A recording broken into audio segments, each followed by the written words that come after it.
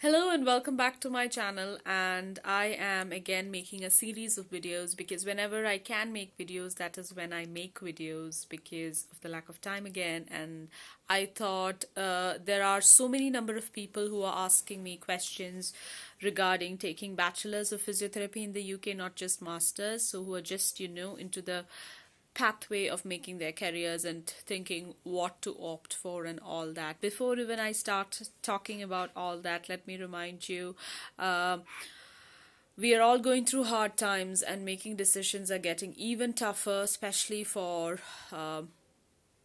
people who are just out of school now and who are into that stage of deciding their careers. It has been a very hard time this year, so I think to make the right decision is a tough thing, but I would say yes, studying in India, like a lot of Indian students have asked me about this, so I'm replying in that manner.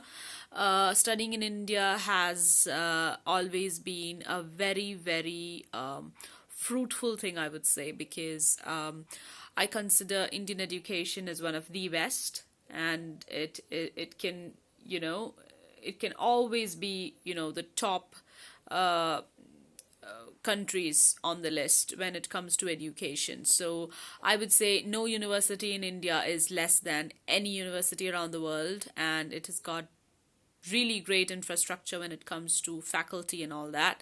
So yeah, now keeping all that aside, I would say uh, the difference when it comes to taking bachelor's in physiotherapy in India and in UK, first major difference is in India it's 4.5 years BSc in physiotherapy, whereas in UK it's 3 years.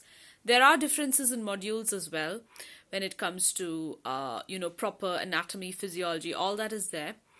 And then there are modules like moving and handling, and so many other modules which is quite different, and things that talked about in a different manner as well. And there are differences in studying methods as well, because our curriculum and the syllabus and all, I did my bachelor's in India, I did from Kerala. I did it in a college from Kerala, and I consider myself lucky to have done it there. And we had good faculty, we got enough and good education and all that. And yeah, there is difference in practicalities as well. So over here, as soon as you ended the second, in back in India when I was studying, from first year there were subjects, and then from second year there was, from third year we had practicals. So over here, because it's a 3 year course, they have practical placements or rotational placements from the second year. Then from the third year they've also got in-depth knowledge about complex needs, conditions and all that. So they're very clinical based and practical based over here. But in India, I feel it's so much of theoretical knowledge and clinical basis of it as well, but the practical hours is also quite different, I think. So yeah, so there are so many differences when you compare India and UK. So so many of you were asking me to give in a comparison. I would say if you are ready to come over and have a career as well in the UK, then yeah, maybe you can try to do your bachelor's here and your master's here as well. But otherwise, if you feel that you want to know about like you want to know both of more of both India and the UK, then you can definitely go for one option, which is do your bachelor's in India, 4.5 years, and then do your master's over here.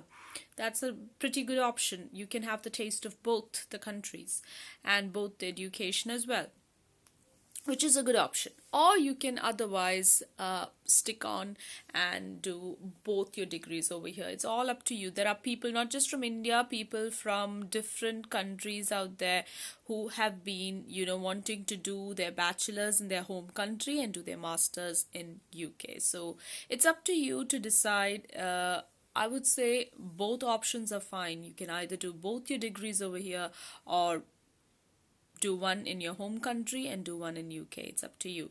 Now, talking about how you will cope with the whole cultural situation and all that. Now, for people coming in from India, I would say it wouldn't be really hard, because I'm very sure that Asians have this kind of not just Asians, we humans as together, I would say, sorry, that we adapt quite well. So, be it Asians, be it anybody, I would say we adapt quite well. And if you're ready to be out of your comfort zone, I think you can, in fact, live in any part of the globe. So, that is not at all an issue, guys. Just keep yourself safe in your head as well. Take the right decision and go forward. So, opt for bachelors. There are now. You have also been asking me about different universities. Well, I would say Manchester Metropolitan, big thumbs up, always and anytime, one of the best ranked, and for both bachelors and masters, they provide a lot of different variant master courses, not just about physiotherapy, but in so many different sectors, I would say. So I would say Manchester Metropolitan University is great. Coventry University is lovely. Worcester University is great. Being a practice educator for 6 students from there was a really nice opportunity for me. So I really liked the way the students were, and they're quite brilliant and quite active and all that. And then Salford University, Birmingham University is also great. So I think there are so many universities which are quite popular, and the amount of Indian students, I would say specifically Indian students and Asians as well, who come over to the UK to do their bachelor's as well as master's and various other degrees, is more compared to the rest of the world. So I think, Indians mostly, they want to explore all aspects of education and different horizons as well. So it is a good thing. So you get an exposure earlier in life. Getting an exposure earlier in life is a really good option, because then you can actually make up your mind where to stick on to, even if you put up a clinic when you go back to India after years of experience over here, which is also a good idea. So there are so many different options that you can actually try for, so many different universities. And I would say, wherever you are, your skills do matter, your approach matter. Your approach and your skill matters so much. So it's all that you need to train yourself in such a way that you can adapt to any situation.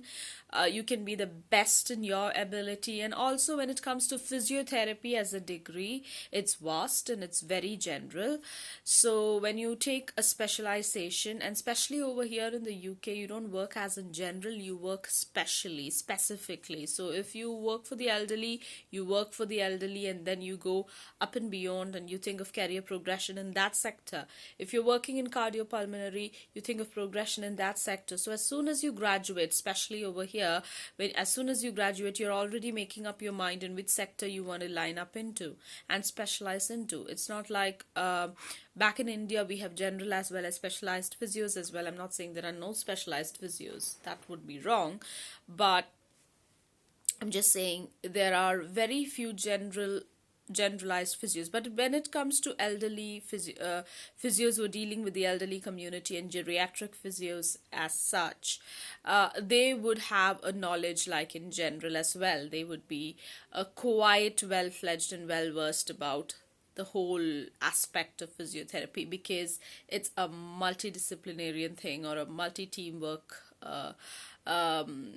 multi-teamwork is required when it comes to being a geriatric physio, because there are so many medical conditions coming together for one patient or one individual. So it's different. So yeah, so there are differences as well. So it's make the best choice when it comes to university. Some of the very really well-ranked universities I've already mentioned. Make sure you do your IELTS well. So yeah, that's about it. I think for students, you need academic IELTS. So for HCPC registration, I've already mentioned that you need either general or academic. That's up to you. But for student visas, I'm not too sure. I'm not confirming here.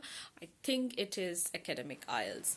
All right, so now for people who are also asking me about not just MSc in advancing physiotherapy, what are the other courses? I have mentioned so many other courses in two videos of mine. Do check that videos out.